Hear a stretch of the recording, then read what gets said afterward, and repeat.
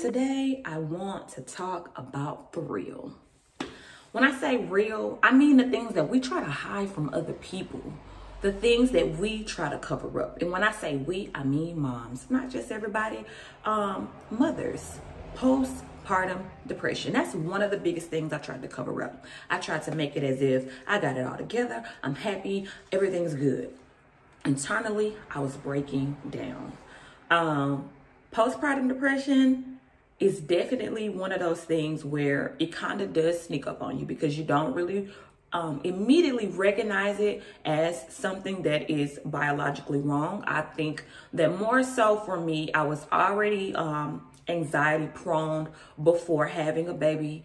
A lot of things were happening before the birth, and then right after the birth, the events that took place immediately after birth really threw me into that final hold of just completely being in depression. One thing about postpartum depression, a lot of people kind of get it mixed up with just normal sadness. I'm not a doctor. I'm not a therapist. I'm not anything licensed. I don't know any scientific facts about postpartum depression. I'm solely speaking from my personal experience and the things that I learned along my journey. So with that being said, for me, I did feel a lot of sadness and a lot of crying, and a lot of it I was confused about. I thought I was just frustrated with what happened to me after birth. But I had my baby in September of 2018, and I want to say about the end of October, it had gotten to the point where I was consistently crying. Nothing would be wrong. I would just be like, I'm going crazy. That's how I felt. I would be crying. I would be very, very, very forgetful. I would forget small things. I couldn't remember my password on my phone. I couldn't remember to get the keys out the front door. I was always on edge. Everything had me tense. When the baby would cry, I felt like I was about to just go crazy, because not only was the baby crying, but I was in pain. I didn't feel good. I was trying to figure out a lot of different things in my life and what was next for me. And motherhood for me, the second time around, was one of the most pivotal points in my life because I really started to have a lot of emotional attacks. Outside of those things, I was starting to lash out against my family members. It was a lot of anger deep down. I felt that just then. There was a lot of anger. I was mad. I was frustrated. Nobody understood. I had a lot of help. Heck of a lot of help. My son's father was there. My son was there. My family came into town. I had a lot of help. So I think that a lot of people think that we start or tend to get depressed or frustrated because of the lack of resources, which is definitely true. But in my case, I had a lot of help. I had people in place. I had things where I didn't really have to do much. It was just already a lot from the things that I had dealt with. So what I suggest, if you are even thinking that you're depressed, is to definitely talk to a doctor, consult a doctor. That's the first thing that I did do. I spoke with my doctor. I took an assessment of about maybe 10 questions just to kind of monitor my mood and how I felt. From there, she prescribed me with a medication, which I am going to do a separate video about medication and postpartum depression. But they did prescribe me with a medication. And because I was breastfeeding at the time, it was something that would be compatible for the baby and myself. Upon that, I think that what really, really, really helped me in my journey with postpartum depression was therapy. Therapy revealed a lot of limited beliefs in the way I was thinking and the way I was approaching things in my life. It really helped assess how I really actually felt. And I think postpartum depression for me personally was a lot of unsaid things, high expectations that were not met. It was a lot of internal things because while I was blessed happily with the most gorgeous human that I just loved so much, I still felt incomplete. I wasn't fully happy. I wasn't fully aware. And I definitely think that postpartum depression is something that you have to be open and honest about. There's nothing wrong with you. I felt like a failure. I felt like, girl, your mama took care of 3 children and you mean to tell me you can't take care of 2?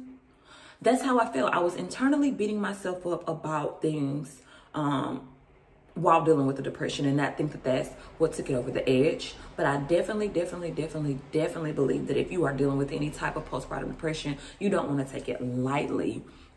I think that it took me so long to go and actually speak to a physician or to my doctor was because I thought that it was me and I could work it through. I will tell you that if you do not immediately treat postpartum depression, whether it's therapy or medicated, you will definitely fall deeper into depression, and it will not be something that you just can kind of wing. Months and months after you've had the baby and you're failing to pull up a routine, failing to emotionally thrive, you definitely need to talk to a physician, a doctor, a therapist, a psychologist, somebody who can help you assess what you're feeling, because we tend to not really be open and honest with ourselves, and especially when you're a mom and you have to be considerate of other people's feelings first, or it is seems to be that way. It's really hard for you to accept the fact that something may be wrong with me and I may need to kind of talk to somebody about it. Please do. Think about it. If you're not good for yourself, or if you're not feeling in the mind state of love and compassion and all of those things that we have to give our children, you definitely want to take time away from yourself,